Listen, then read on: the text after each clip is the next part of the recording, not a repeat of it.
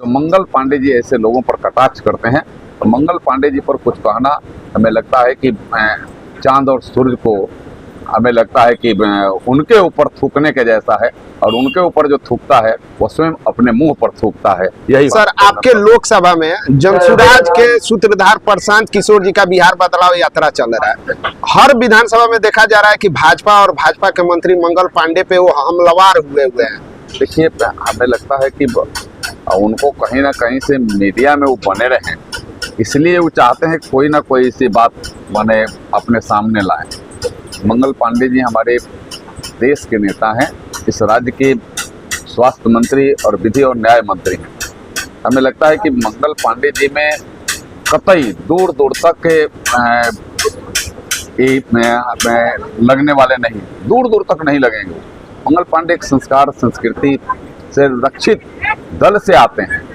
उनका दल ही इस राष्ट्र हित में, इस समाज हित में और देश हित में काम करने वाला है, जिस दल से मंगल पांडे जी हैं। और वे स्वयं अपने स्वार्थ में, कल तक वह लोगों को जिताते फिरते थे, कल तक वह मैनेजमेंट कर्ता के रूप में थे, और आज नेता बनना चाहते हैं।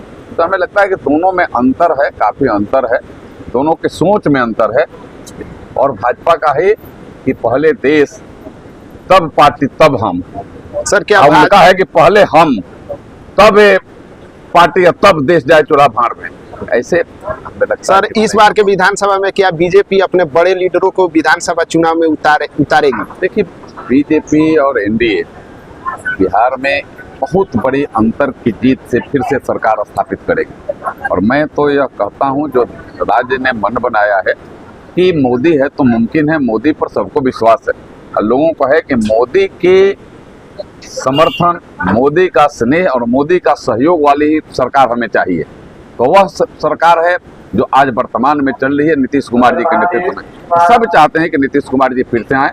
और मैं यह आज जग भगवान के इस प्रांगण में उनके बीच में मैं कह रहा हूं कि 2025 में 225 सीटें जीत कर करके भारतीय जनता पार्टी और एनडीए एक भारी बहुमत के अंतर से सरकार बनाएगी। और ऐसे लोग जिनका आप नाम लिए, मैं नाम भी नहीं लेना चाहता हूं, जो मंगल पांडे जी ऐसे लोगों पर कटाक्ष करते हैं, तो मंगल पांडे जी पर कुछ कहना हमें लगता है कि चांद और सूर्य को हमें लगता है कि उनके ऊपर थूकने के जैसा है, और उनके ऊपर जो थूकता है वो स्वयं अपने मुंह पर थूकता है। यही हो सकता है। लेकिन एनडीए के पास, माननीय नरेंद्र मोदी जी के पास, नीतीश कुमार जी के पास ऐसे सैकड़ों ऐसे काम है जो धरती पर उतरे हैं।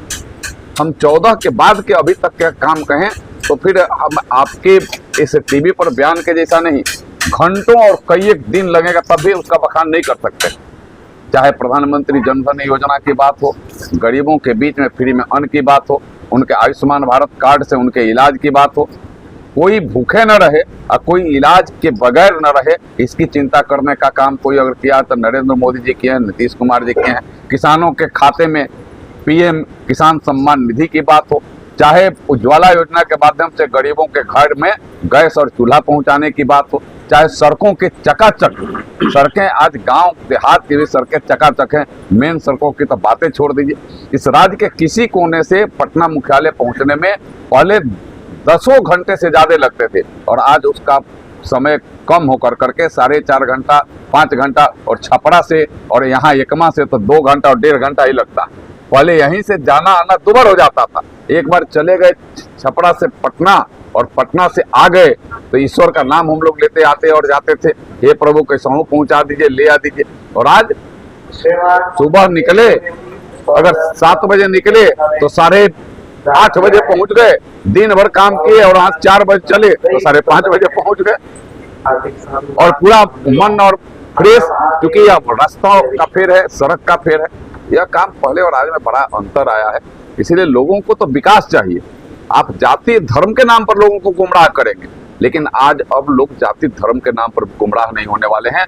लोगों को विकास चाहिए, जो विकास करेगा उसी के लोग साथ होंगे, और यह काम नरेंद्र मोदी ही कर सकते हैं। उनके ऊपर सबके साथ, सबके विकास, सबके विश्वास और सबके प्रयास का जो उनका संकल्प है, आज बिहार और पूरा देश उस संकल्प से संकल्पित है।